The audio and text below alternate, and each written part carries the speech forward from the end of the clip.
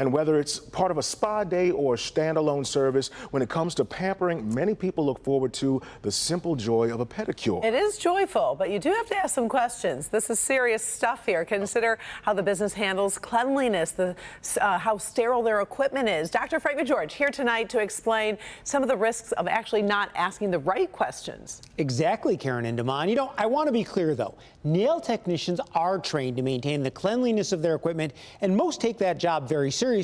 And I definitely don't want to scare you away from a relaxing pedicure, but although uncommon, fungal, bacterial, and viral infections can all be spread through poor equipment handling, and everyone should just take a moment to ask. Getting a pedicure may be carefree, but according to Cleveland Clinic podiatrist Dr. Joy Rowland, it's not completely risk-free. I always tell my patients that should they choose to do that, make sure that they inspect the location that they want to have their pedicure at. They want to make sure that their instruments are being sterilized, and it's okay to go in and say to the proprietor and say, I'm here to potentially schedule an appointment. How do you manage your instruments? She says, along with the tools used on your feet, foot baths or bowls need to be cleaned and disinfected after each client as well. During the pedicure, you should make sure your nails aren't cut too short to prevent ingrown toenails. It's also best to avoid those cheese grater-like tools to remove calluses because they can potentially cut your skin. You can get skin and nail infections if your foot is cut or pedicure tools aren't cleaned properly. So, what should you look out for after a pedicure to know if something may be wrong? If you've had a recent pedicure and you start noticing any redness or swelling around the toenail unit anywhere, along the side or along the bottom, or even pain at the very end of the toe, it's time to get in to see a podiatrist right away. If you also notice that maybe the toenail itself starts to lift up, then I would get into a podiatrist.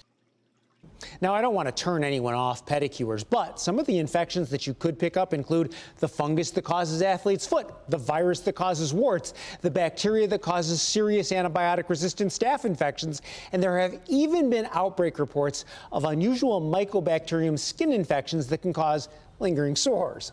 That is so disrupting. Yeah. That's disgusting. Oh. Well, no, I know, but it's like so troublesome. You got to do something to protect yourself. You have to think ahead a little bit. And I think, I think for individuals, you know, if you don't necessarily know how clean a place is, one thing that you can do for yourself is actually make sure to ask about how clean everything is, and if you do have any open sores, if you have any chafed areas, if you have any areas that you just shaved that might be a little bit raw, where the skin is broken down, that opens up your skin to a break in its natural defense, and that is a high risk. So if you have any open skin areas, don't that's a time to pass. And don't shave beforehand. My mom taught me that. Exactly. Don't do that. Open and if you have questions, bring your own equipment.